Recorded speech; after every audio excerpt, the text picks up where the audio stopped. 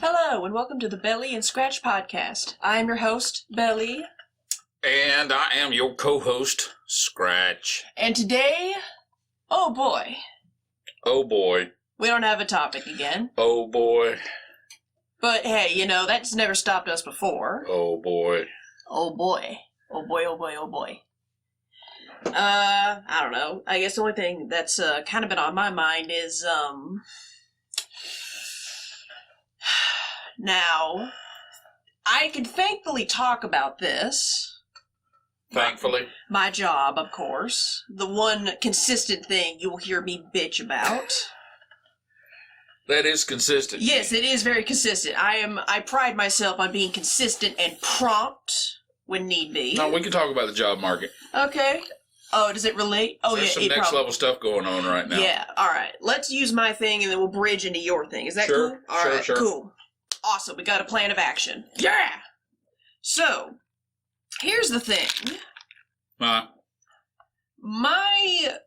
am personally in a state of transition. And much like any sane human being in a state of transition, I am petrified of the transition. Did you say sane? Sane person. All right. Because if you were insane, you just roll right through that, and it's like, hey, wait a minute. It's not that I won't roll through it, but I have some complex feelings about it. Sure. So my plan right now regardless of what the fans think, you are a human being. Yeah, I'm not just some person, of course. A demigod. Nah, being a god is overrated. Believe me, I've tried. And I know you've tried too. I've been there. Yeah, it's overrated. I would rather have the prestige of a god, but not the responsibility of one. Does that make sense? It makes a tremendous amount of sense, yes. Yeah. But if you're not doing that, it's overrated. But anyway. Yeah. Because people hold you to a certain standard. Yes. And, ultimately, when you're transparent with other people, you will endear yourself to them. True. But they will turn on you. Yeah, that's the downside. Like I said, the prestige of a god, but not the responsibility of one. Sure. I'd rather, if you're not doing that, being a god is overrated. Let's just face facts. Anyway, so what's happening at my job is I am transitioning from one job, my current one at the warehouse, to another one that until I officially get in the door, I won't talk about it, just in case some rogue individual listens to this and starts tattling tales out of school. You're just basically in the midst of education. Yes, I am in the midst of education, trying to transition from basically unspecialized manual labor to a specialized job. Does that make sense? Yeah, that makes sense. Yeah, that works. Works. Just, without getting into too many details. So. Right. So here's the problem. My goal is the current job I am in, I plan on officially turning in my 2 weeks by about Christmas time, early January of next year. Mm-hmm. But there is a very specific reason. Free money. Well, yeah. Because they're going to give me I will get a Christmas bonus of $300 to $500-ish, give or take, probably less, probably more, depending. You've earned it. Yeah, and I've earned it. I won't say I didn't, but it's free money. As soon as that is in my bank, the 2-week notice is coming out. Well, which, yeah. I get how some people would go, like, why won't you just do it now? It's free money. Plus, I'm going to be in this job as I'm transitioning to the second job regardless. Well, the second, You gotta have a hand on one rung of the ladder before you let go of the last one. Well, that does help. I mean, the target you're throwing darts at. Yes. It's one of the, you need to establish yourself somewhat. Yes. And, this is true. I mean, ultimately, you won't, I don't guess you'll lose any ground. I mean, But it's definitely not a lateral move. Well, I mean, I can relate to that to a point, Mhm. being as being in nursing. Yeah. It's the job field is so large. Mm-hmm. You can, and unfortunately, you can be. I don't mean irresponsible in a sense of performing your job. Yeah. But I never the great, and it's what I tell anybody that's interested in. Oh, hey, what can I do? Mm-hmm. Nursing is a great job because once you have that title, Yeah, once you have that piece of paper that once you have it says that you can do it, and you're officially Mhm. certified by the state board. Mm-hmm. You will always have a job. I will always have a job. Yes. I may Always. not always. I may not enjoy it. Yeah. Or wish I had something else. Mm-hmm. But I can and have. Yeah. Unfortunately. Unfortunately. Yeah, the two Got on the wrong track and got clipped. For my own baggage and demons and things like that. Well, that happens to everybody. For the most part. You know, I'm not trying to discount your experience. Yeah, sure. I'm just trying to say, you know, and I would say this to anyone, like, don't beat yourself up over something like that. And I highly recommend that anybody, I mean, you know, take a good look at the field that you're considering going into. And if you don't have options, then I don't recommend you go into it. I mean, there is a, so far as going into something like, we talked about, being a writer. Yes. Ultimately, people, until you are established to a point, keep your day job. Yes. Let's just say that. I always agree with that. But nursing is one of those things where... Nursing in the funeral home is one of those jobs where you will always have a job. Because people always getting sick and people always be dying. You almost went into that. What, the death industry? I seriously considered being an embalmer at one time. Really? Yes. About 30 years ago, when I was in nursing school. Fair enough. And I almost considered it, mostly because of the YouTube channel Ask a Mortician. But the closest... funeral science. I don't know what the industry is called. I don't know. Did the death industry, as far as I know, is I think that at that time the nearest school to accomplish what I wanted to accomplish was in Texas. That sucks. So hypothetically, if there was one closer to your location at that time, you probably would have done embalming. Possibly. Or at least funeral director. I was wired for it. Yeah. I believe that. I mean, the thing about ER nursing and doing trauma. There's all these little itty bitty emotions. You have to be, it's like being, if you're, say, I want to play in the NBA, and there's nothing wrong with that. But you got a better shot if you're 7 feet tall versus 5 feet tall. In other words, you're predisposed to do something. Yeah, you actually there are certain dynamics and characteristics that need to come natural to you. That's the nature. It's the nature before you get involved in that sort of thing. So I knew I was. Because I have the tremendous ability for what I guess people call today is compartmentalization. Oh. Which is usually not spoken in a positive way. But hey. But I had the ability. I think they call it now dissociation. I'm not sure. Well, you just have to. It's the thing is you just have to. Okay. When you're on the clock. Yeah, you're on the clock. You're on the clock. And to be able to do certain jobs, you have to be a different person at home. Yes. And for a long time, for 20 years, almost 20 years, yeah, I had the ability to disassociate or compartmentalize and go home. Because it's very difficult to... I would imagine that that's the case with the death industry. Oh, yeah. The medical industry, law enforcement. You definitely have to have that ability to separate your job. You really do. From your life. From your life. Because you have to life. go home. I mean, you see so much stuff. You see so much stuff that could be interpreted as harmful, dysfunctional, whatever. And then you have to go home and be a normal person. Yeah. You know, it's like a person coming back from combat. Yeah.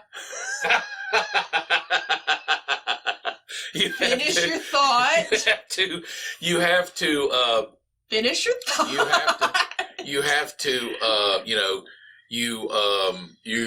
it's your duty, I guess, in combat. Ultimately, I love the terms they use, peacekeeper, and that's nice. And yes, you are, but that's propaganda. But ultimately, that's true. But you have to be able to. You have to.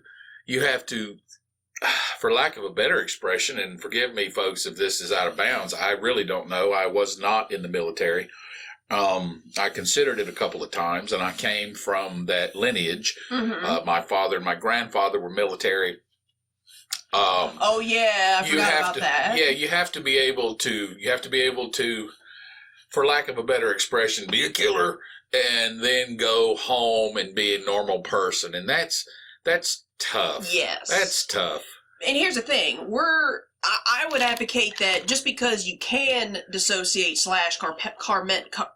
compartmentalization.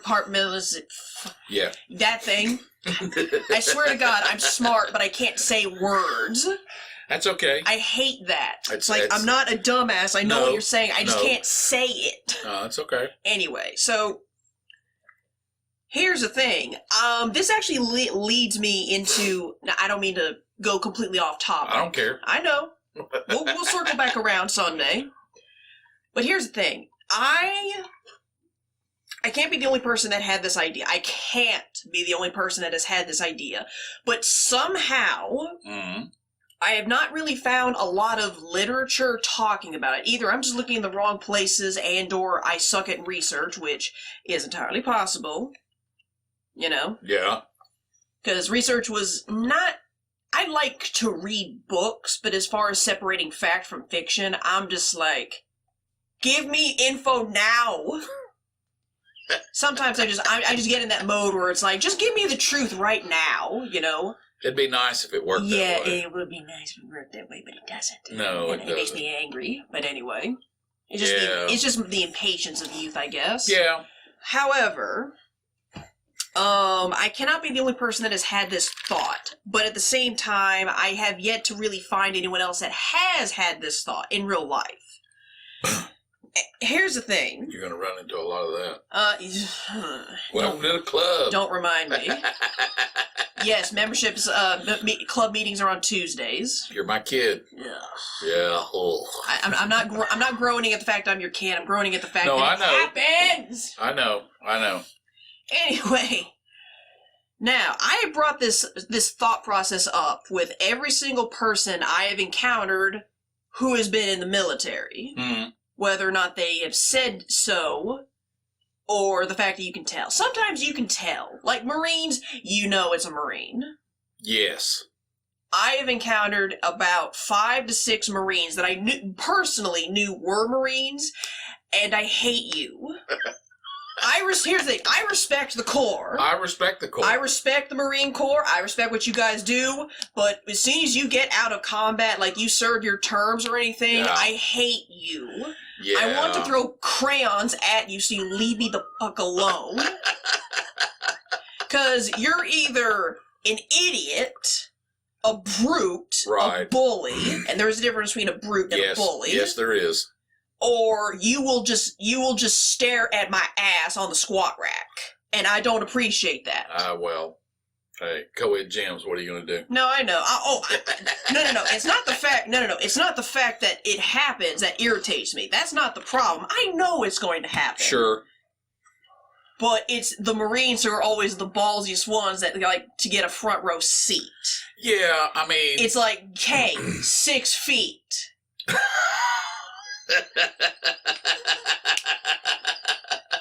I love the 6 feet movie. I'm gonna tell you. When the shit hits the fan, the first people that if all hell's breaking loose and somebody said the Marines are coming, you will be glad. Oh, I will. You will be glad. Yes. But when when it's all done, said and over with, and you can't stand them. Yeah, it's like if you're out. You're at a party or something, you're having a good time, you're like, hey, this group just walked in, it's a bunch of Marines, you're like, oh God. Man. Yeah. No, but and they know who they are. They know who they are. There's like, we're going to, if you want to let me put it this way, if anything like that annoys you, bothers you, offends you, you're not a Marine. You're not a Marine. I don't care if you've been in the Corps. You're just no. If stuff like this, where people talking to you about like throwing crayons at you, get you a children's coloring book. You want your Frozen coloring book, there, John.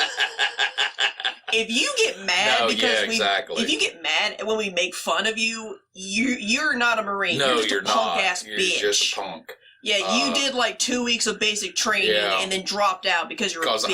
I've been the first person to. I've said it many times. I was not man enough to be a Marine. No. And God bless those who are. Yes. That's not my gig. Yeah, and hey, everyone's got their thing. And everybody's got their thing. Yeah, this is why I don't disrespect. They're kind of like that.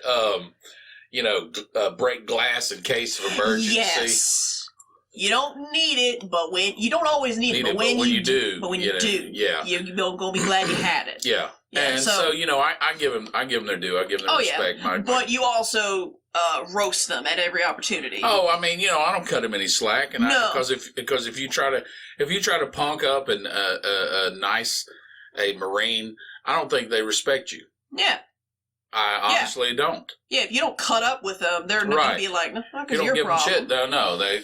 And that's tough for them. It's definitely because Marines are trained to kill. Yeah, they're not trained to dig ditches, and they're not trained to rebuild infrastructure. They're the guys they're the front lines. Yeah, they're the people, the gals, and the guys that show up and start clipping everybody before the army shows up. Before everybody else shows up. Yes. So God bless them. I give them their due. But don't give them any slack. No, I don't cut them any slack. We give you your due, but we don't give you slack. No. How about that? Does that seem fair? That's fair. Yeah. So anyway, I have discussed this with every single person that I know who has been in the military, regardless of their position, their ranking, and what branch they served. Right. Also, Coast Guard is not a branch. Oh, not really. They're like the discount Navy. Oh. I'm sorry. I respect the Coast Guard. I'm not scared of you, though. Yes. Here's the thing. I'm not scared of the Coast Guard. I'm not scared of the Air Force unless they're piloting a drone. Yeah. I'm slightly afraid of the Navy because they teach you boxing.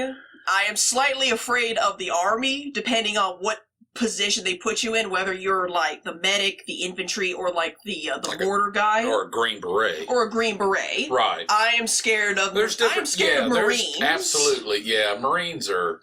They're a different breed, and God bless them. Yes, but I'm not scared of the Coast Guard. No. I probably should be, but I'm not. I grew up on an island that had a very large influence by the Coast Guard, and at one time considered it, and then we moved away from the coast, and that's fair. That kind of got lost. Fair enough. But yeah. So anyway, every single military person that I have encountered, I have discussed this thought with them, and almost unanimously, they have said yes to this. Yeah. The thought I came across in college, I basically one day just put two and two together. Sometime in the world literature class, because in college I took all of the English writing courses.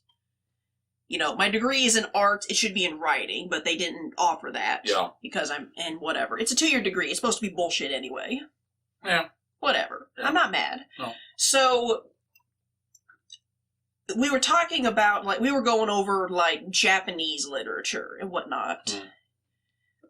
basically stuff around, not the warring states. Basically, is for Japanese history snobs, we were basically going over certain literature that took place around when Nobunaga was doing his stuff, trying to unite Japan, and at some point, Tokugawa took control. Basically, somewhere between those periods, whatever years those are. Yeah. I'm not a Japanese history snob, but that was kind of the rough 100-ish years that this literature we were studying took place in. Sure.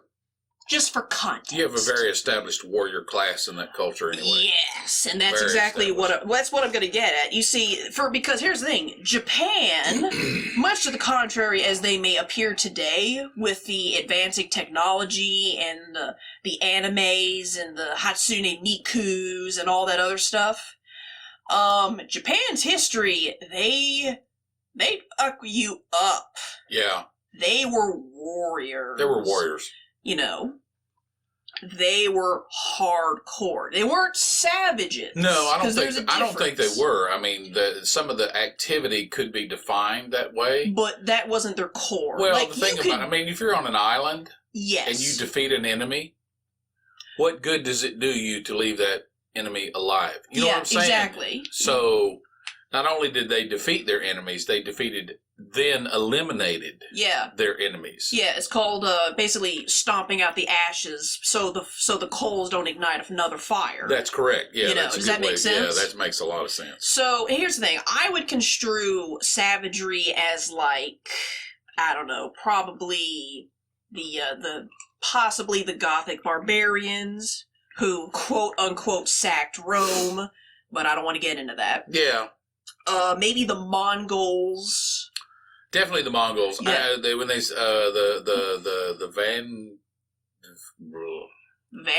Vanguard. Vanguard? No, Not Bengals. Viking. Bengals. Yes. When they sacked Rome, I don't think they specifically targeted the private citizenry. But well, here's the thing: Rome could mean either the city or the entire empire. Or the empire. Yeah, that's true. I believe they sacked Rome, the empire, like maybe its outskirts or one of the countries, but that's about it. When the Mongols conquered something, they just wiped the... Yes, they erased you. They erased you, yes. Yes. I would define that as savagery. Yes. And, I mean, hey, 100, 200, 500,000 years ago... Yeah. I understand to a point why that sort of thing took place. Yeah. I mean, we're not looking down on it. No. We're not looking at history with the hindsight of 2020, which is a bad thing to do. Those were not nice guys. Yeah, no Derek. Yeah, no dirt. So, basically, in the Japanese warrior class, you had the samurai. Right. Now, in times of war, these guys were the ones... part of the ones, obviously. Right. They were the ones going out, enforcing the laws, and killing people on the battlefield. Right. So, basically, in times of war, they were warriors. Right. But in times of peace, or at least in times of not active combat, right, however that would be structured, they had to be people. Because they realized, be it through trial and error, be it through however they defined their quote-unquote religious system, however they came across this thought process, they understood that you could not carry that warrior mentality into the public and private sector. Correct. No, you can't. You can't be a warrior in a garden. I think that's got a lot to do with what's going on in the cities with law enforcement. Really? I think you've got all these ex-military people. Which you do. Which you do.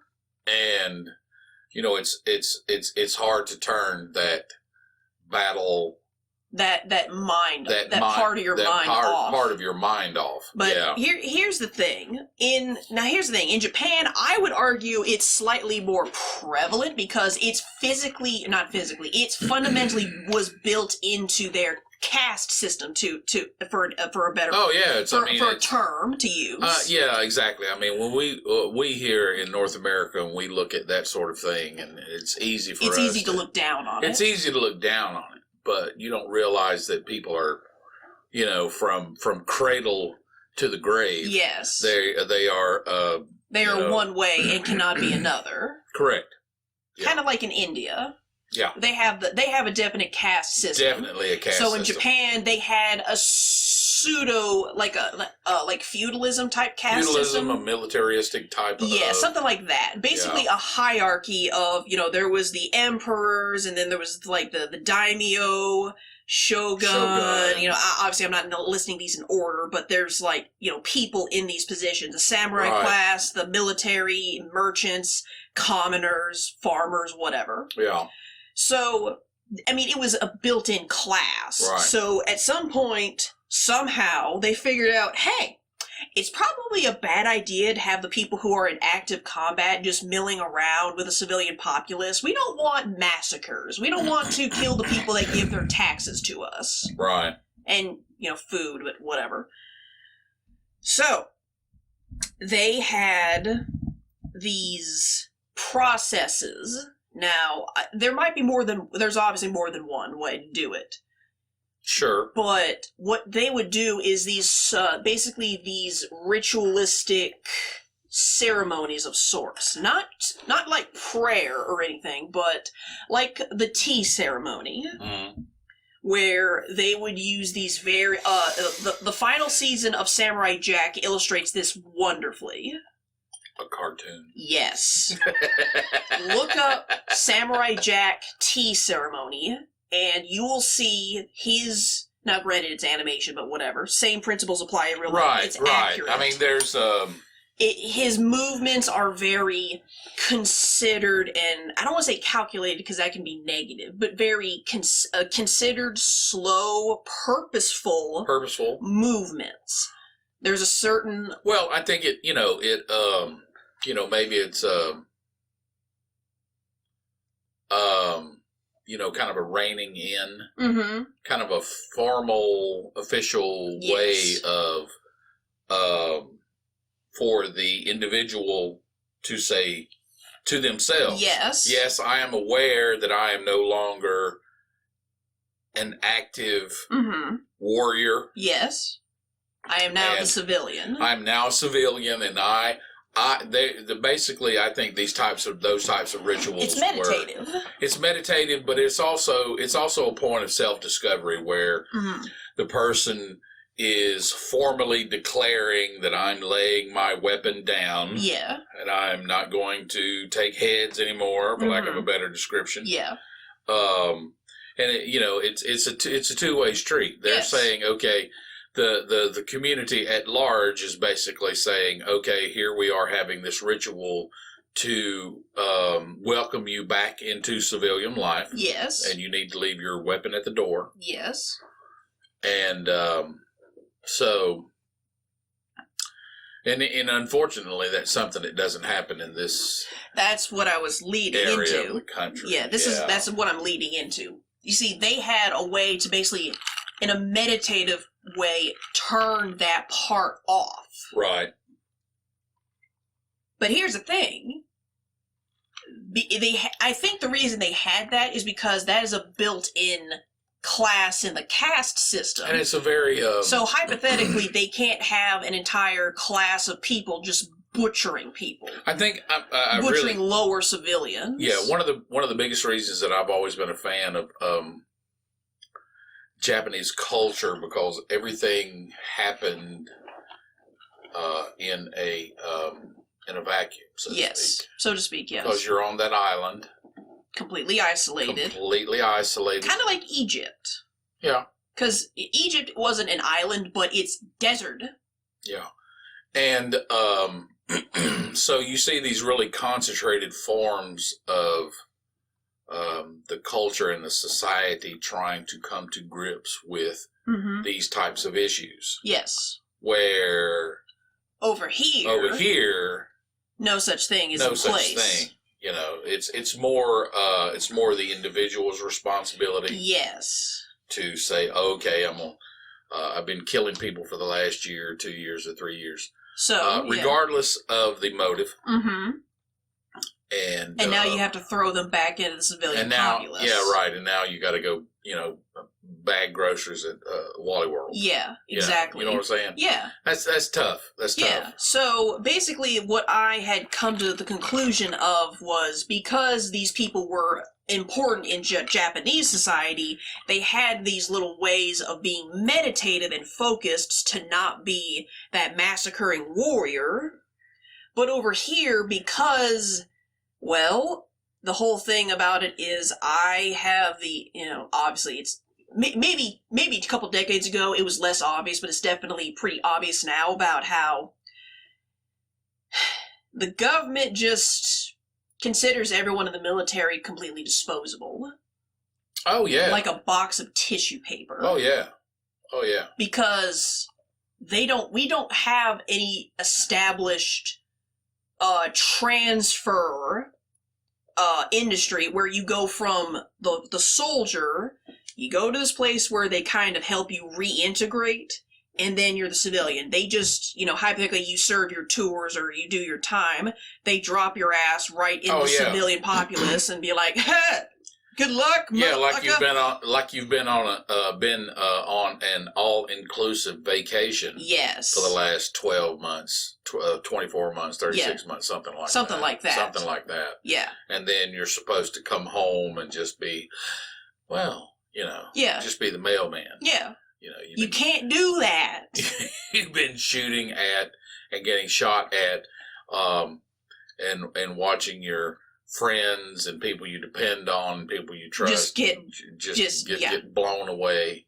And you gotta come home and there's no way to process that. Be a fry cook at the local. Yeah, exactly. Like, there is no system in place in this country where we don't have our own tea ceremony. We don't have our own way of going, Not really. We don't really have a way of integrating. So, no wonder stupid it happens all the time where he just snapped and shot 16 people. Yeah, no derb, Margaret. He served like 5 tours in Vietnam. Well, I will have to say that from my youth to now, when I was younger, the more sensationalistic episodes that took place where, say, somebody took out a whole bunch of people. Yes. They had military background. Yes. Now it's teenagers. Now it's just people that are mad because... Why? I don't know. Excuse me. The world's not fair, and either the world's not fair or they think it's ending. So I'm going to spill innocent blood. Yeah, that's the thing I don't like. Here's the thing: I don't like mass shootings. I don't like school shootings. I don't like suicide. But if I had to pick a lesser of 2 evils, or 3 evils in this case, I don't want to be the one advocating to kill yourself, but don't shed innocent blood. Yeah, don't shed innocent blood. Regardless of whether or not you do believe in a higher power, you definitely don't want to piss them off in case. It's not cool. It's not cool. I don't care if whatever your belief system is. Yeah. I would much rather believe in a higher power and there not be one, right, versus not believing in a higher power and come to find out, oh shit. Everybody comes to that realization sooner or later. It's just a matter of time. I'm not trying to preach people. I'm just saying that's how I feel. With those people, it's the same. There are no atheists in foxholes. I don't care what anybody says. Yeah. I have. Doing what I did for so long, being an ER trauma nurse, I have seen people in their last minutes. Yeah, what it looks like. I have never seen anyone turn away from that probability. Yes. That possibility. Mm-hmm. Never. Yeah, never. You understand. You know what death is. You can pray to a tree for all I care. Yeah. But you're praying to something. You're praying to something. Yes. Okay. So. Yeah, you know what death looks like because you've seen it. Yes, I do. So, if anyone was to say there's no atheist in a foxhole, you'd be the person to go to. Nah. I'm most just of saying. the time. I'm just saying you're qualified. I could have a talk on it. Absolutely. Yeah. So this argument I've had about, I feel the government thinks the military people are disposable, and here is why. And I list all these, basically what I just said, with the Japanese tea ceremony and how the samurai is an established class. We don't have that here. We don't have anything to integrate it. Well, They basically have all said, they think we're disposable. let's take a look at places like Japan Yes. and like China. Yeah. There is a state-supported religion. Correct. In other words, there's a certain level of spirituality Okay. that population comes into contact with before they would get involved in any type of warfare. Sure. Where in this country, Not really. especially in the last 50 years, Yeah. not really. Not really. Not really. I suppose that's one thing about separation from state and church. Well, I mean, you see people in other countries when they exit Yeah. the armed forces. Yes. They seem to have it seems to be an easier transition. I think they have something to go back to. They have something to lean on. Mm-hmm. Where in this country, It's kind of a mixed bag. there's no enforced. Mm-hmm. I know there's a lot of people say, you can't have. The T-posing religion is enforced. Like, Yeah, but I mean, it's maybe not 50 it's not years something- ago. Maybe 50 years ago. But see, Sure. that's the thing. Whether people want to admit it or not, and it sounds like a cool idea that human beings don't need that sort of thing. What, they don't need religion? But I submit that they do. I do too, and I have proof. I really do. Yes. Now, here's the thing. I have... Not to support my own No. position. I Just could care less what other people think about what I think. Precisely. No, this isn't like us trying to be like, have you heard the gospel? No. No. What we are talking about, at least what I'm talking about, and you've heard me talk about this before in real life. I don't know if I said it on the air. Maybe, maybe not. I don't know. I believe that there is not only do we need religion or some form of spirituality. Yes, absolutely. Not only do we need it, but I have proof that there has to be a higher power of some kind. Whatever form it may take. Right. Or whatever form it doesn't take. I mean, you're incomplete if you turn away from it. Yes. And find it where you find it. Yes, correct. I'm not saying you have to believe the way I believe. No. Or the way that person over there believes. Yeah. But to turn your back on it completely, I've not seen that come to a positive not really. Not really. But my thing is, my reasoning behind not only do we need spirituality and or religion, spirituality, let's just put it like that, because religion is different. Yes, it's completely different. Yes, we need spirituality and there is proof of higher power. Here is why. This is a secular example of this. Yeah. I have looked into, during my studies of, back in college and all this stuff, researching stuff about, for the religion class, which really wasn't a religion class. It was like it was like an anthropology class with a religion spice, a little twist of it. And I don't like anthropology. Anthropological? Yes, I don't care for that. I'm not saying I disrespect it, I'm just not wired that way. I'm just like, I don't need to know what caveman people were doing. Yeah. Right. They made fire. We may have come from something that wasn't human. I don't fucking know, man. Who knows? Yeah. So, essentially, my whole thing is, they have, in these sort of classes, you will always hear about these secluded tribal people who have not had contact with the modern world. Yeah, usually in the Amazon. Usually in the Amazon, or like in Africa or parts of South America. You know, maybe you get somewhere up in the Russia or the Inuits. But there's always been some kind of discovery of this isolated tribal society. Has not had any contact with the modern world for hundreds, if not thousands of years. They've lived completely isolated, no technology, had no idea there even was a modern world. Correct. You know, with cell phones and cars and all that stuff. Tuna in a can. Yeah, tuna in a can, whatever. So, in every single case, I have always seen these reports of not only do these tribes have no contact with the outside world, so we can rule that out. Right. Those tribes are worshiping something. Something. Be it the wind, be it this particular animal, or this particular chief in the tribe. They all acknowledge a higher power. They acknowledge a higher power. Yeah, and however you want to define that is your motive. I'm just saying. But that's my thing. But it's universal. Yeah, it's a human thing. It is. So therefore, not only do we need spirituality of some sort, there has to be a higher power, because it is so intrinsic that, you know, people who in like one particular hut in the village, you know, they have a god or a goddess. They have a higher power. Yes.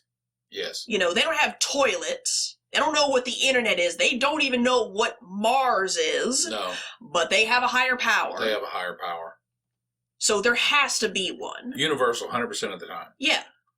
So there has to be a higher power, because there was no other influence on them. No. Before they just got discovered, obviously. So, I mean, and I've pondered that sort of thing mentally for a long time over the years. And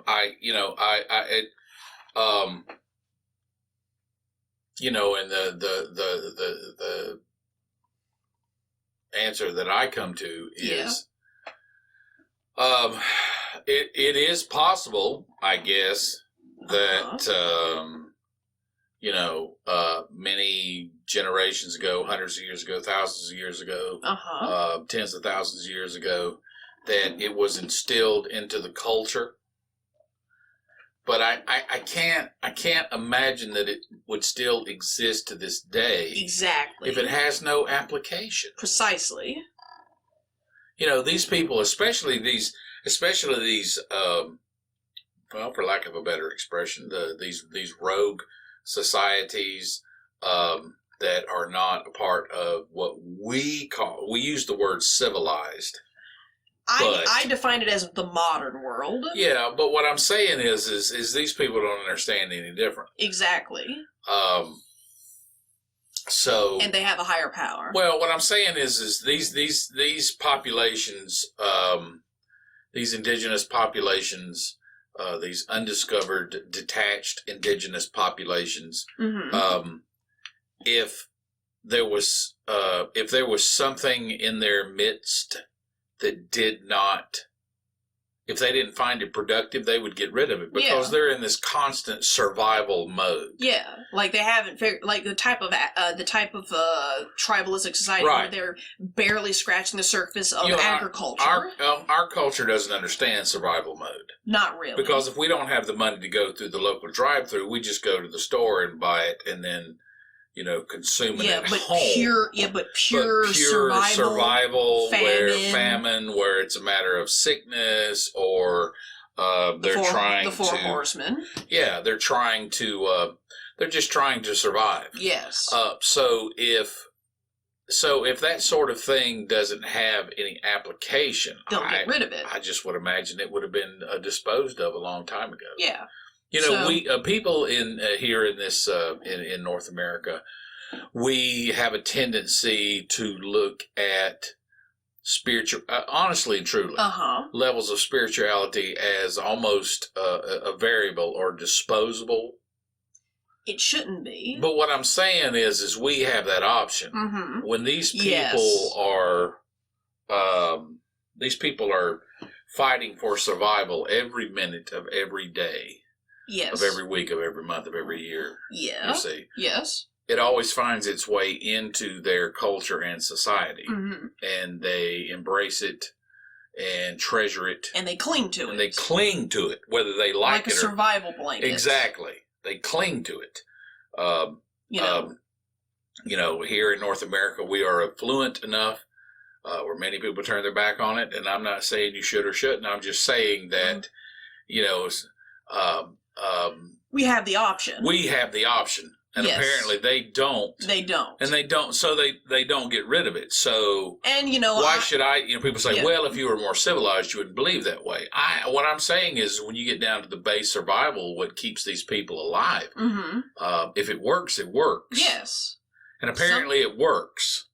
Sometimes in times of distress, hope is a gift that you give yourself. Right. Or whatever Uncle Iroh said one time. I love Avatar. Sure. So, yeah, that's kind of my little thesis. Obviously, people can disagree with it, like, comment, whatever. Sure. Prove me wrong. Yeah, change my mind. Change my mind. Prove me wrong. Yeah. What did you want to talk about? Going back to the whole job thing. Oh. I read an interesting article this morning, and this is something that's been mulling over in my mind for the last month or two. And Some next level, it's about to happen? I don't know. Mm-hmm. I don't know. I didn't necessarily glean that from it, but it is possible. Oh boy. Talks about there is a labor shortage going on right now. Yeah. There is.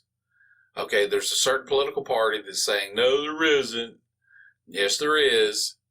And people that... I am acquainted with one aspect of this labor shortage, but please continue. And no, they're just saying that, because there's a lot of people that are getting, unemployment. From the They're government, getting some type of government payment. Yeah, it's basically something, from my understanding, it's basically where, I don't know, they were in a job, and then the beer flu happened. Right. They got on government unemployment. Right. And because the government didn't want the economy to immediately tank under the weight of the virus. Well, they didn't want, panic in the streets. True. They basically super inflated the unemployment checks that a lot of people got. A lot of people got and still get. And still get.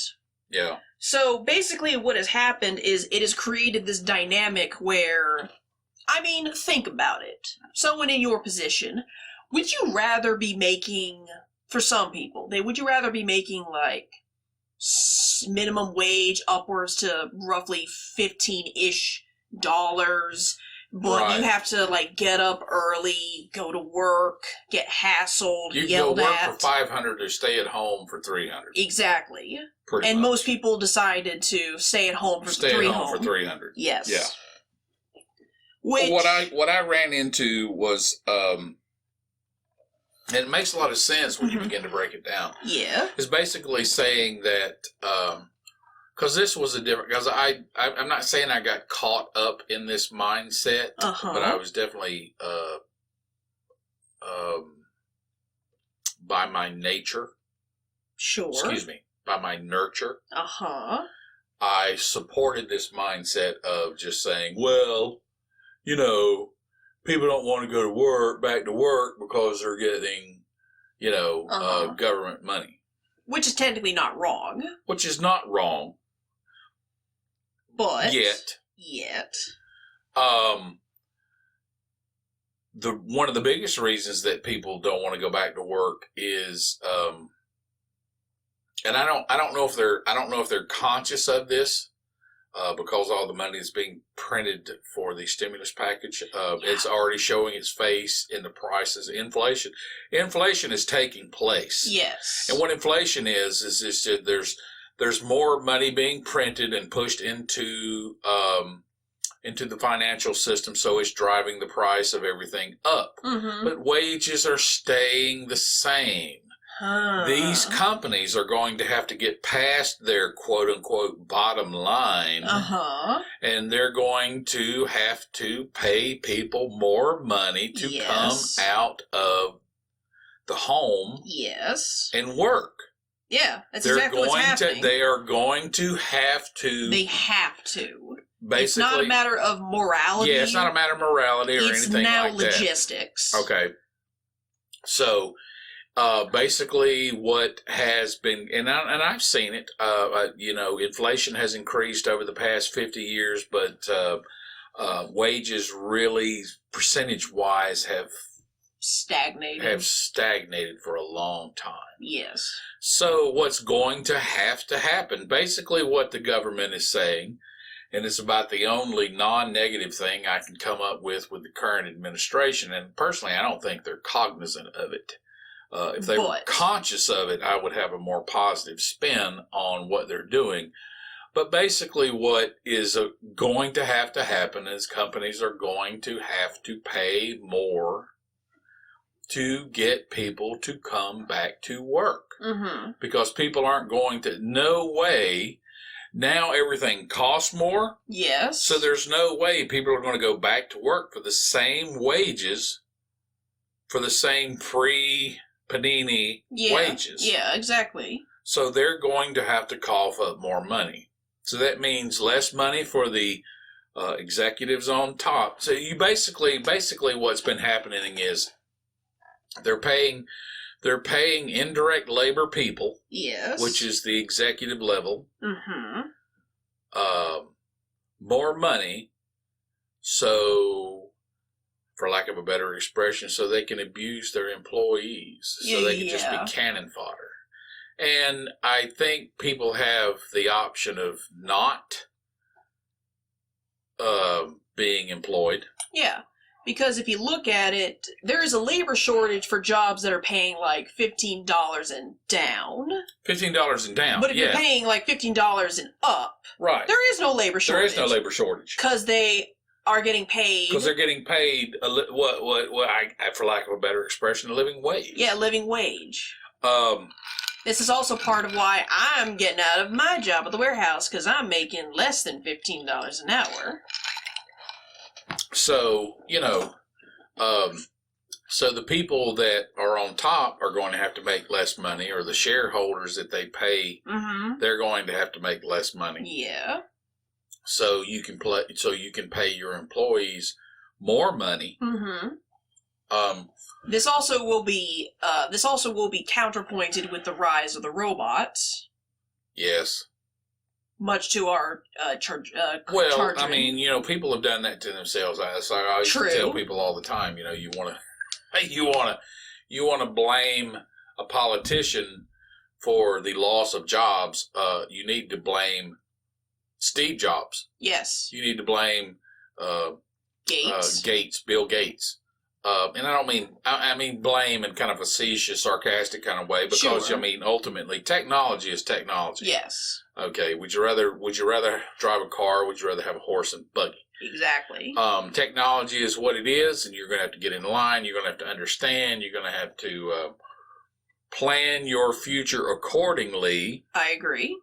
You go to school and get a degree that is not going to pay you any money. That's on you. Yes. Okay.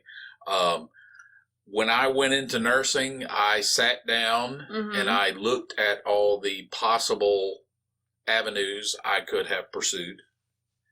It was the best education that I could afford. And it's just one of those it's one of those industries that always needs, that's always going to be ripe to find employment. Yes. Yeah.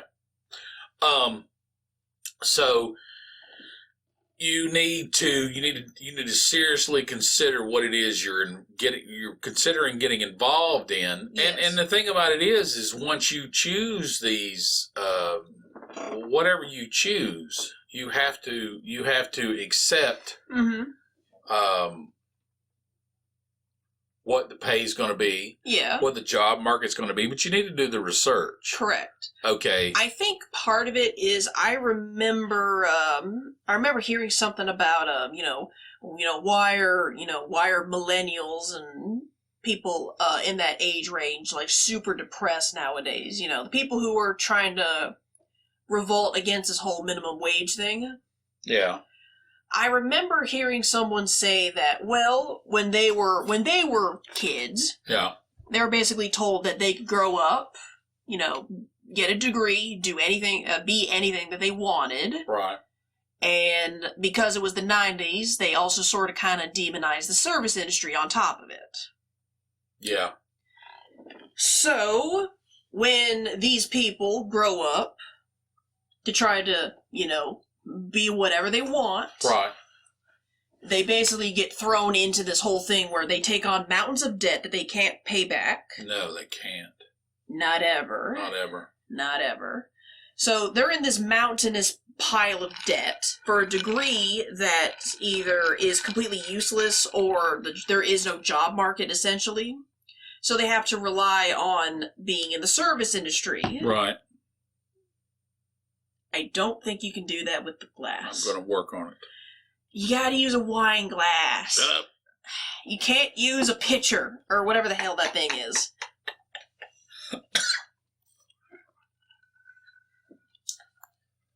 So, basically, that's also part of it. Right. I don't want to say people have been sold a lie, but I think they were sold a truth that was turned into a lie. Does that make sense? To a point. To a point. How so? What I mean is that, obviously this is prior to the 2008, which really got the ball rolling, honestly, truly, on this whole thing. Yeah, and people don't understand what happened in 2008. I barely understand. Happy to talk about it. Yeah, I barely understand what happened in 2008 with the Wall Street crash, but that definitely kicked this bitch off right. Right. So, what I mean is that people were, they were excited, they were going into it, they took on debt to do this degree that they either loved or they thought they could get away with. And now they're basically, they basically feel like they were sold on a lie, and now they're trapped. That's true, because there are certain fundamentalistic dynamics that people, let me give you an example. Okay. There's the great story of Joseph in Egypt. All right. Joseph becomes either the third there's the Pharaoh, and Joseph reached the point where he was either second or third to the Pharaoh. Pharaoh, once again, we talk about the writing on the wall. Yes. Joseph, because of his upbringing, this is biblical Joseph in the Old Testament, which, the Hebrews call the Testament. Yes. Exactly. But he rose to be either number two or three. Number 2 or 3 in that system of government. Yeah, in the court of the Pharaoh. In the court of the Pharaoh. He noticed there was great abundance. And when there is great abundance, you have to understand, once again, we talk about there is an action and then there's a reaction. There are good times and then there are not good times. There is spring and then there is winter. Yeah, everything has a season. Everything has a season. So basically, what happened was Joseph suggested to the Pharaoh that during the plentiful times, instead of just willy-nilly just blowing everything, let's take we have an overabundance. Okay, yes. So instead of we take the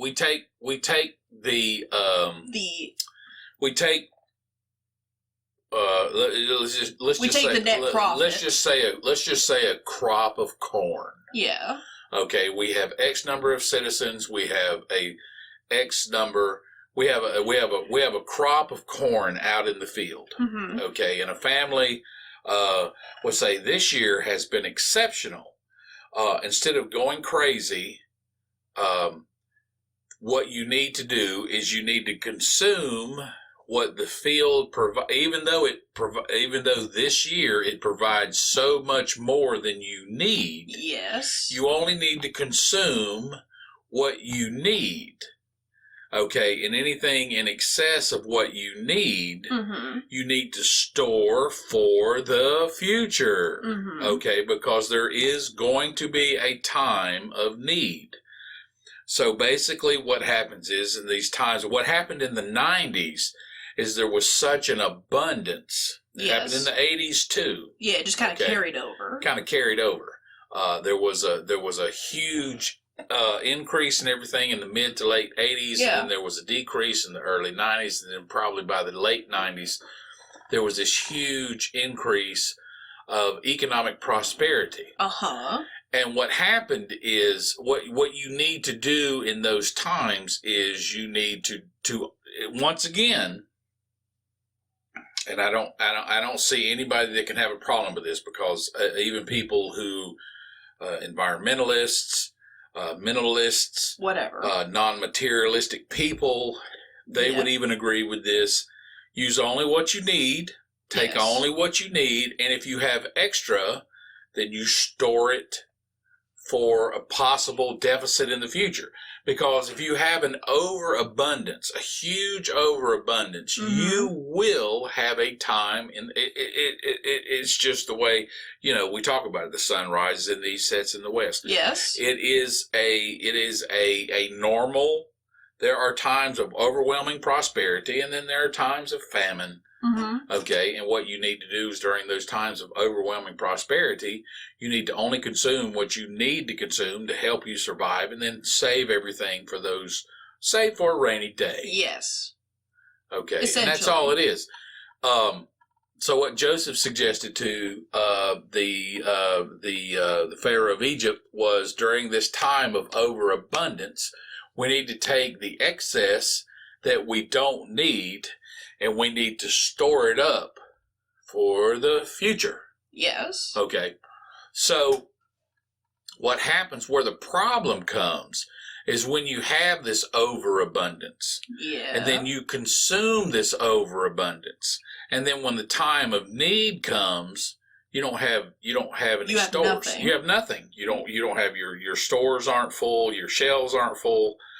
Take times of overabundance, and it doesn't have to be necessarily the biblical example. It can be anything. Okay, there's people that as soon as they get a bonus check, they're like, or as soon as they get their tax return, they're like, yeah, I'm gonna go buy me a brand new car. Do you need a brand new car? No. Well, then don't buy one. Exactly. No, I know. I'm not saying you can't treat yourself. No. I'm not saying you can't trade up. Sure. I'm just saying if you don't need it. If you don't need, then don't do it. Then don't do it. Yes. Okay, because there will come a time. Kind of like now. There will come a time where the abundance is not there. Yeah. And you don't have anything saved up, and you can't. And that's where the problem comes. That's where you have. And what happened in the 90s?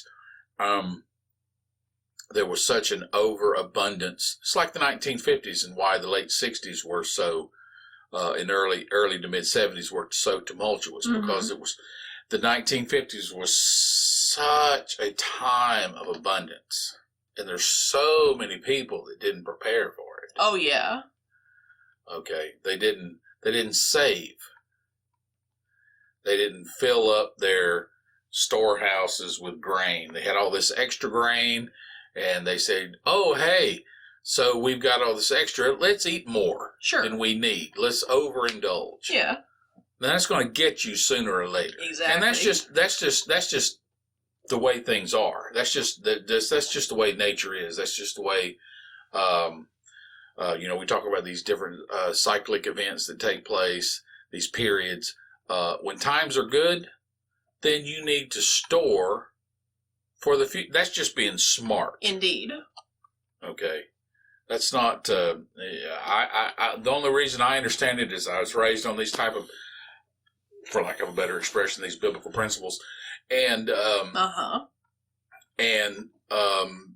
you need to, when you're not dealing with the storms, you need to prepare for the storms. I'm not saying you need to live your life. Don't live your life in fear. Don't live your life in fear. Don't live your life in, I don't say you have to be an ascetic. I mean, some people choose that. That's fine. That's your business. Yeah, whatever. So what's going on today is unfortunately, and I mean, I got all kind of tinfoil hat stuff related to that. I personally, all those years ago when we were all, when the state quarters came out. Yeah. There was a time when there was like different quarters associated with different states in here in North America. Sure. Personally, I believe it was just a ruse to get people to save money. They offer it as a collector's item. So you'll purchase it and keep it. Not knowing all the while that one day in the future it's going to pay your gas so you can get to work. Yeah. You see what I'm saying? Yeah, exactly. So, there's all these sorts of, I'm not going to say underhanded, but there's all these covert actions and activities that it definitely motivate people to save for a rainy day, for lack of a better expression. Fair enough. Woo! Yeah, I know. Hey, I'm tired, man. You are? Yeah. Try sleeping. I did.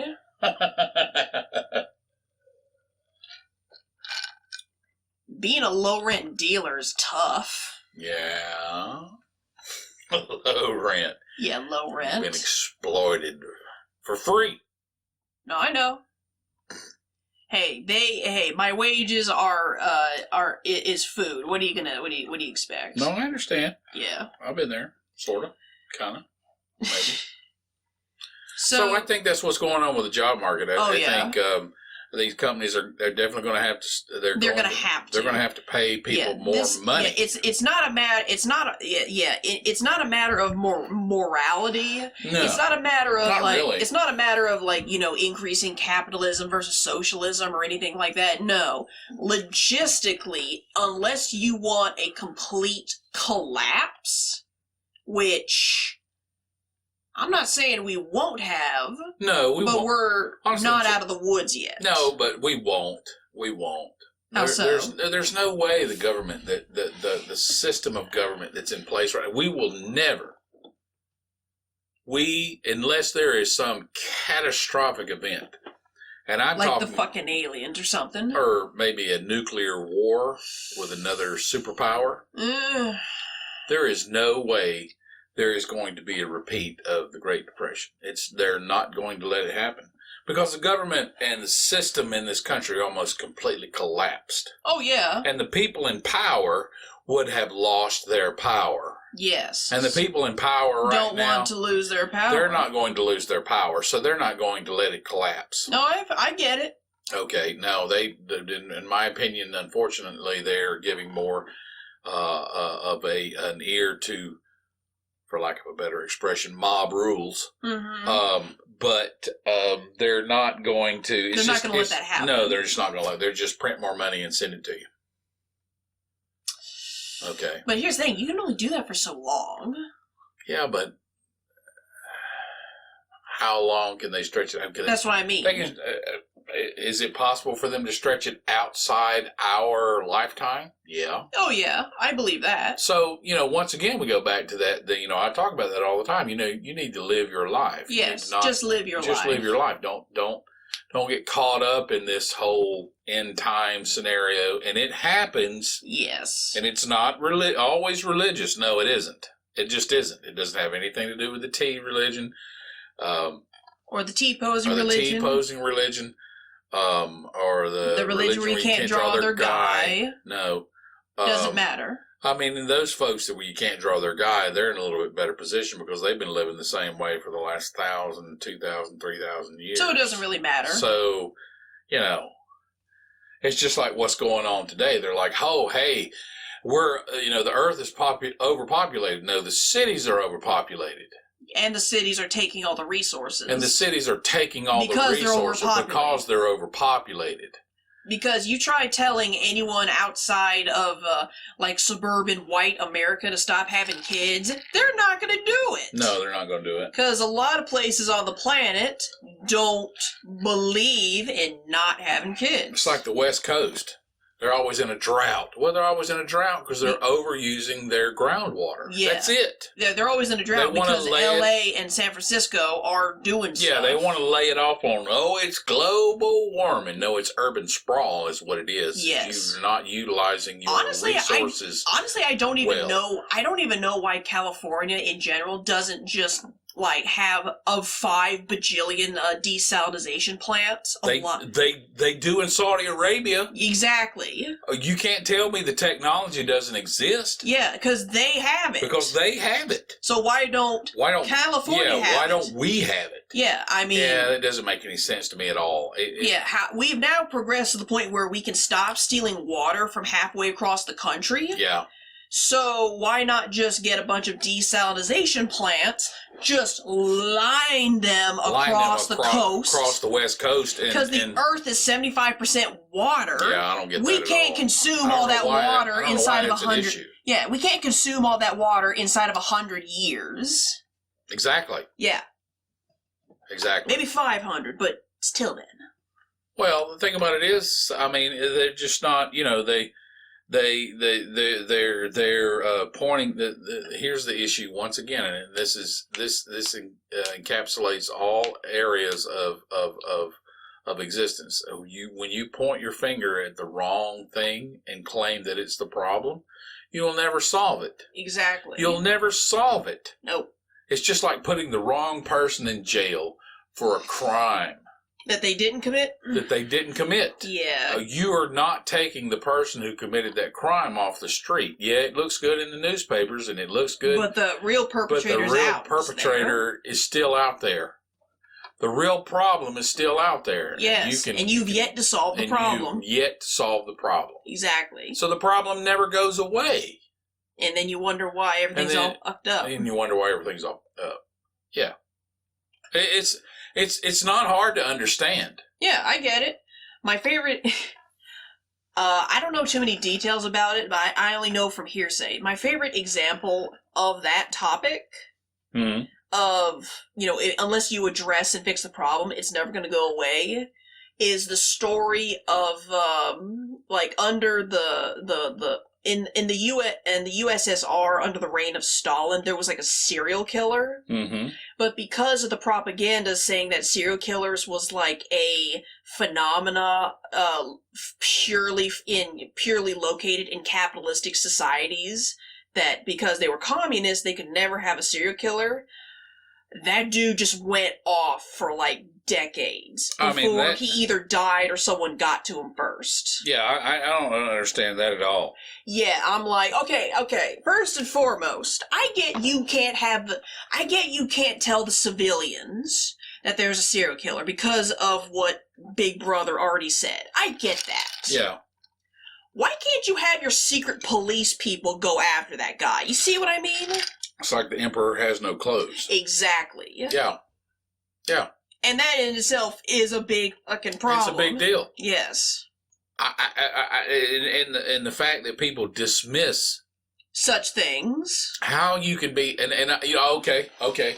What's going on today? Okay, culturally in this country. Mm-hmm. Okay. Yeah. How you can not see the problem with the current cultural movement in the streets. If you can't see where what part? Like what specifically you mean? You mean like the rioting because of people angry at the administration, or the people who just don't go to work because they get checks from the government? They're basically saying Basically, the people in the streets are telling people that are not in the streets, your system is bankrupt or corrupt or wrong, and ours is better. Okay, all right, sure.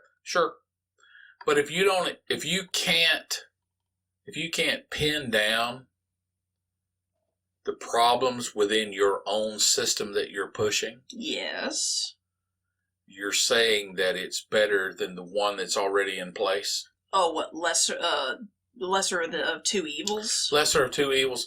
But if you can't, political parties are a big example of this. If you can't look within whatever it is that you're involved in politically, and you can't pin down the problems with it, the problems will never go away. You're just replacing one form of shit with another form of shit. You know what I'm saying? Yeah. Didn't you say that ever since Reagan, the political banter has always been, at least I'm not that guy. It's ridiculous. Every time. There's an entire industry of political platforms. It's basically the entire political platform is we're not those guys over there. Yeah. Vote for us because we're not those guys over there. And those guys over there. And those guys over there. Because we're not those guys. Because we're not those guys over there. Yeah, exactly. And if that is your position, if you are following, then it's not you're not going to solve anything. You might get control, but you're not going to solve any problems. But you're not going to solve any problems. That's why the Cheeto Man. That's why the Cheeto Man is out and Fakenstein is in. I read that today. That was cool.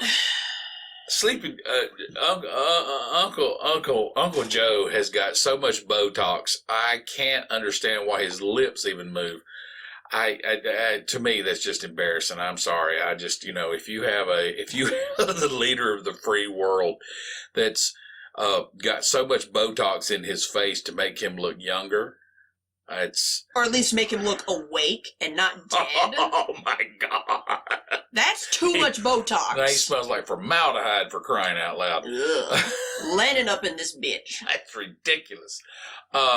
He's still laid in state.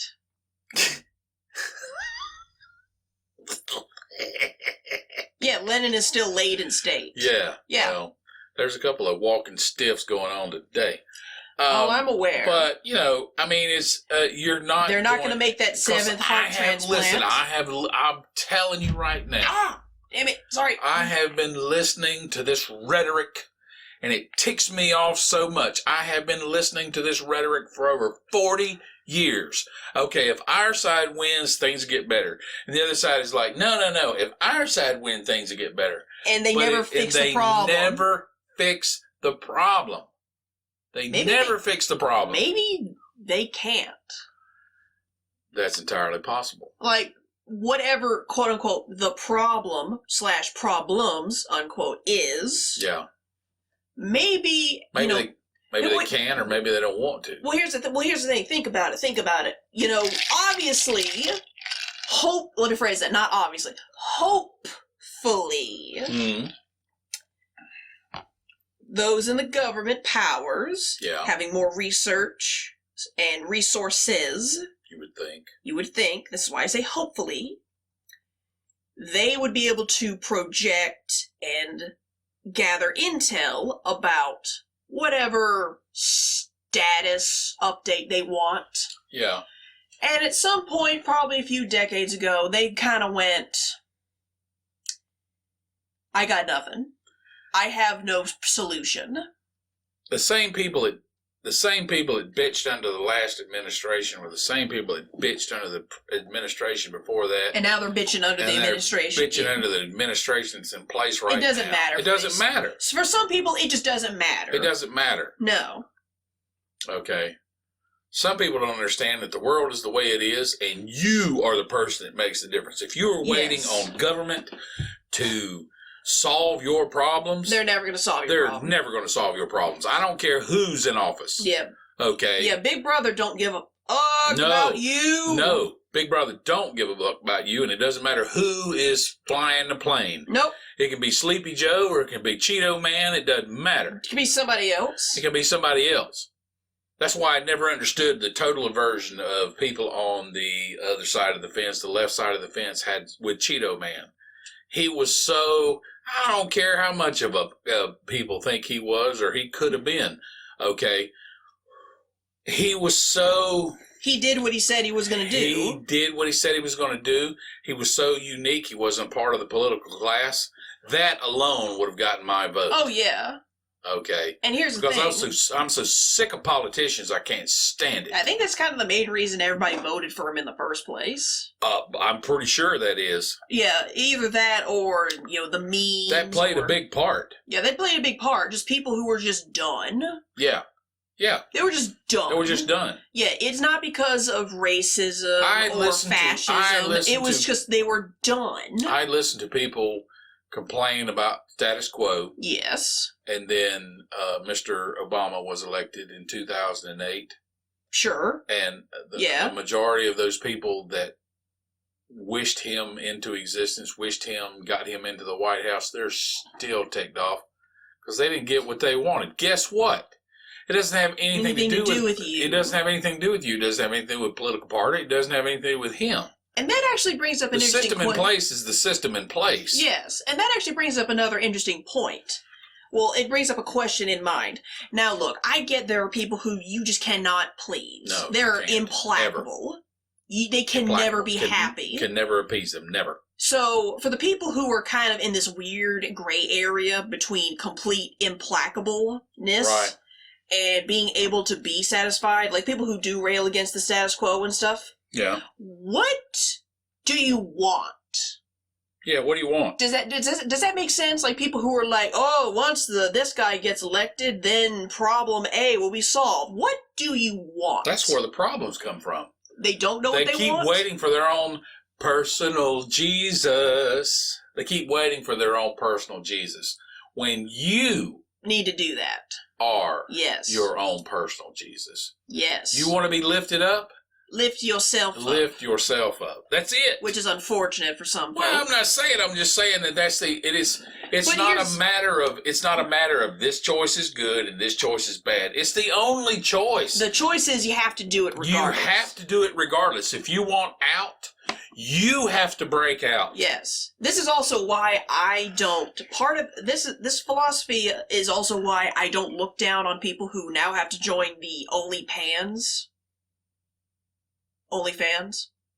Oh. Who have to do stuff like that. I don't look down on people who do that. I hate the fact that they have to, but I get it. I understand it. Yeah, I do. I do too. It's like saying a person that's born 7 feet tall, and they're saying, no, I'm not going to learn to play basketball, even though it would pay for my college education. Yes. Yeah, it's kind of hard. It's easy to make that. It's easy to denigrate that sort of choice. Yes. Because you don't have the option. Mm-hmm. But, I mean, I will say this.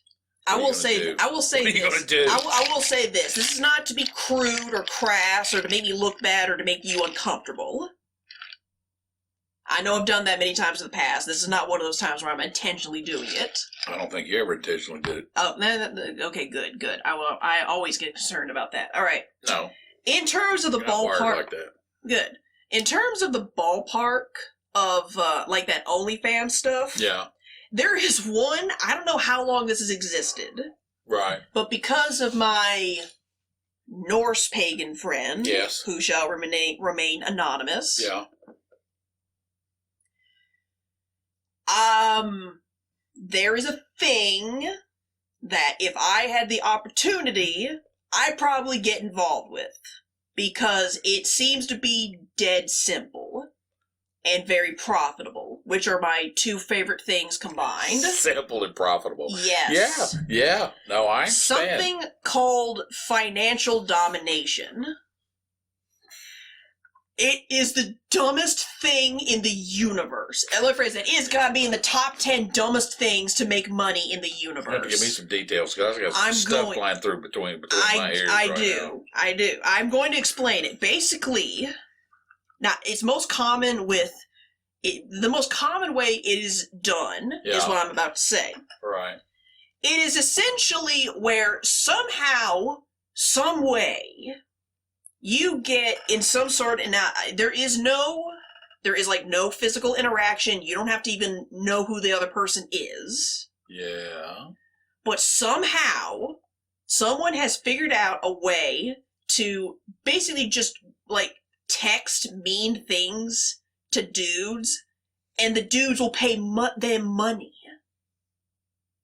Really? Yes. Mm. That's called fin-doming. Fem? Fin. Fin. F-I-N? Yeah, short. Like financial? Yeah, shortened finance. Really? Yes. Well, I mean, everybody's got a thing. You I just have know. to find your audience. That's exactly the point. I'm telling you. You basically just text mean things to men, OnlyFans. and they pay you money. Yeah, OnlyFans doesn't necessarily necessarily always have to involve violation of an orifice. No. But I don't believe in leaking my nudes. Yeah, exactly. I mean, I don't believe in nudes anyway, but I guess, whatever. I mean, you could just blow up balloons and pop them in different... Well, that's kind of why... I'm just saying, I mean, if you just...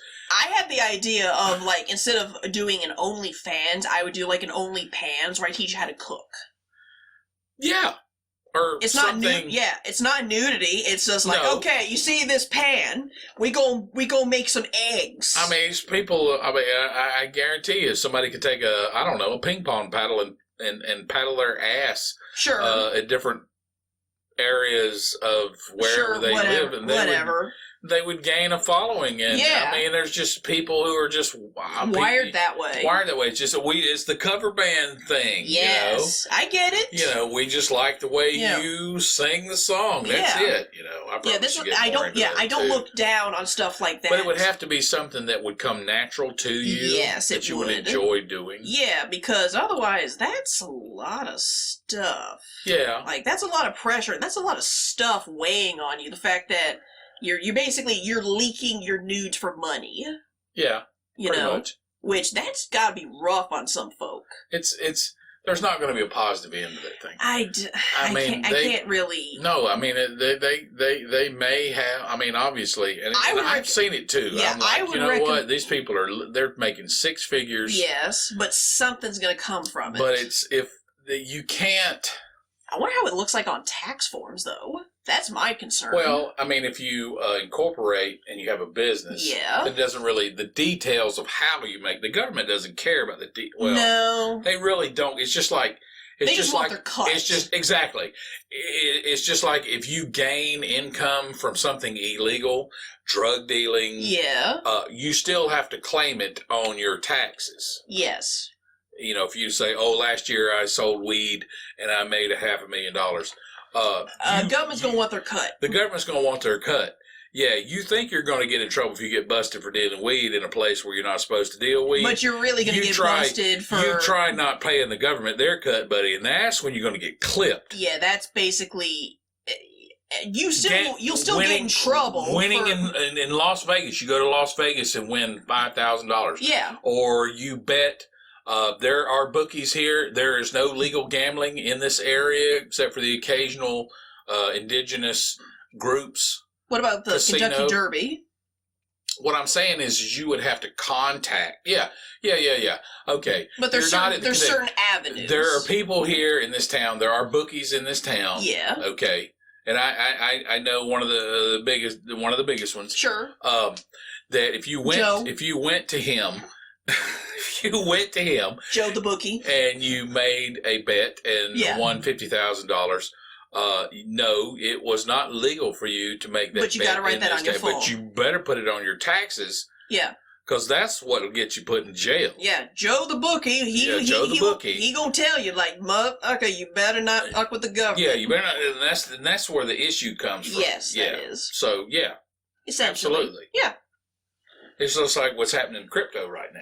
Ooh, yeah, because on my tax forms, on my federal tax forms, it had a new box that had been there the past couple years. It was like, do you wish? Did you like make? Basically, it was like, did you make any profit with cryptocurrencies? Right. Yes or no? Yes or no.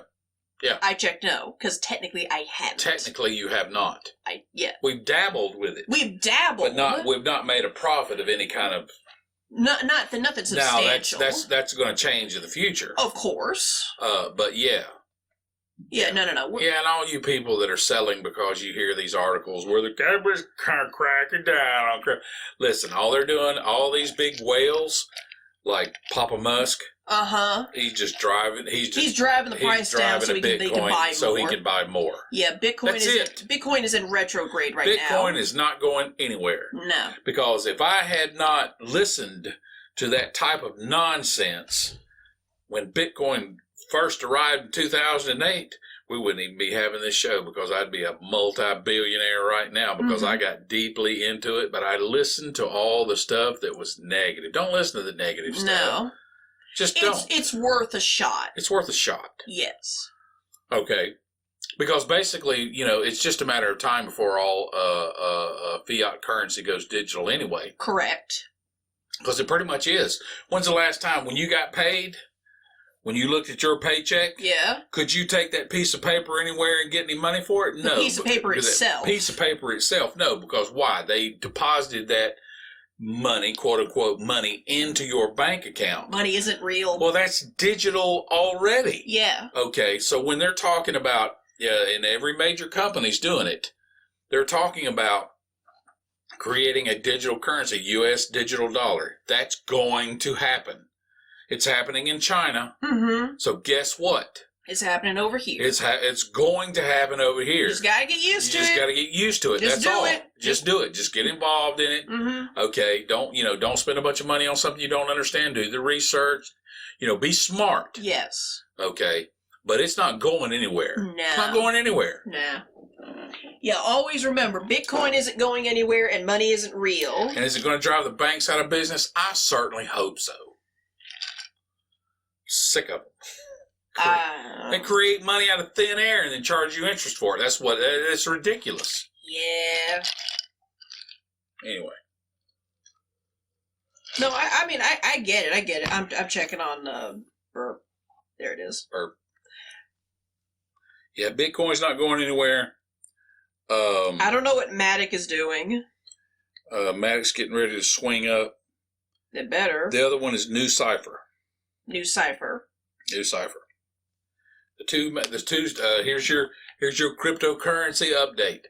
The two main cryptocurrencies to pay attention to make money in the next week, month, whatever, are Polygon, Matic, yeah, and New Cipher. New Cipher. Yep. NU. Oh. NUUSD. Especially NUUSD.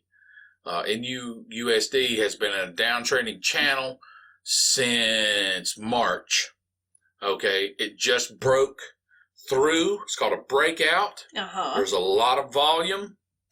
The volume that happened Thursday to Friday was 8 times the volume of the previous 7 days. Really? Pay attention to that. Okay. New Cipher is going to break hard. Okay. Yeah, I'm looking. There is Matic Polygon, or Matic got caught in this. There was kind of a flash crash last week. The beginning of probably a week ago today. Prior to that, it had a 50% run, and it also had a 70% run, and I'm pissed off because I had been watching and I missed out on both of them, and that's my own ignorance and stupidity. But there's always next time. There's always next time. But New Cipher, I think, is getting ready for a big run. What we call an Elliott Wave, a Elliott Wave 3. Is that good or bad? It's good. I haven't gotten that part of the course. If you catch a Elliott Wave 3. That one? Yes. Okay, cool. Yeah. Oh shit. I see what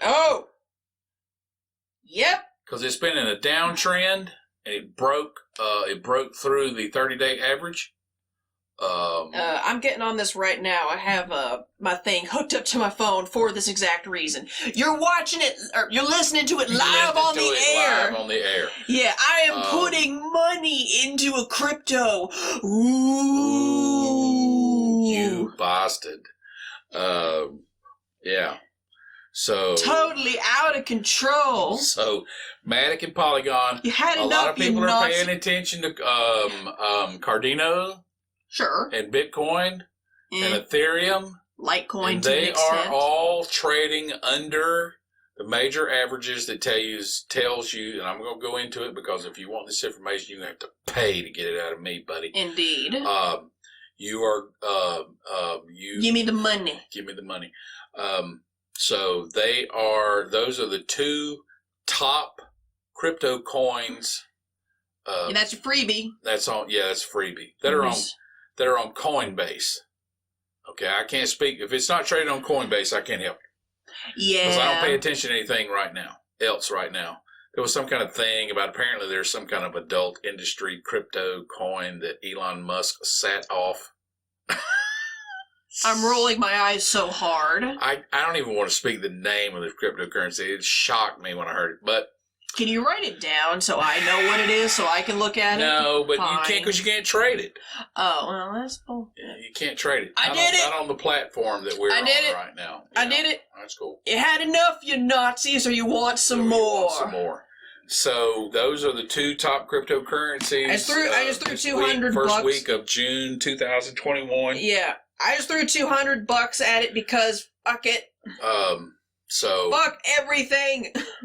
So when we get the Patreon set up, thank God, and you hear this, you make some money. If you're listening to this, you need to send me a check. Yeah. I think 10% is fair. Yeah.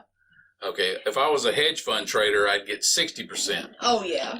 But hey, that's in the future. I mean, that's coming. Oh yeah, like we could do like a pseudo private Patreon, like Patreon possibly exclusive, not hedge fund managing, but it's the other thing where that people give us money and we're like, okay, and we turn a profit on it. That thing. Do that. Oh, and disclaimer, these comments in the Bel-e and Scratch podcast are for entertainment purposes only. For legal reasons, this is a joke. For legal reasons, this is a joke. All right. All right. Damn it. I just put 200 into the new cipher, so if that bitch pops, then I'm probably gonna... New cipher is a, if that bitch pops, I'm gonna make all my money back. It's an internet, it's some kind of security encrypted, with all the hacking going on. Oh.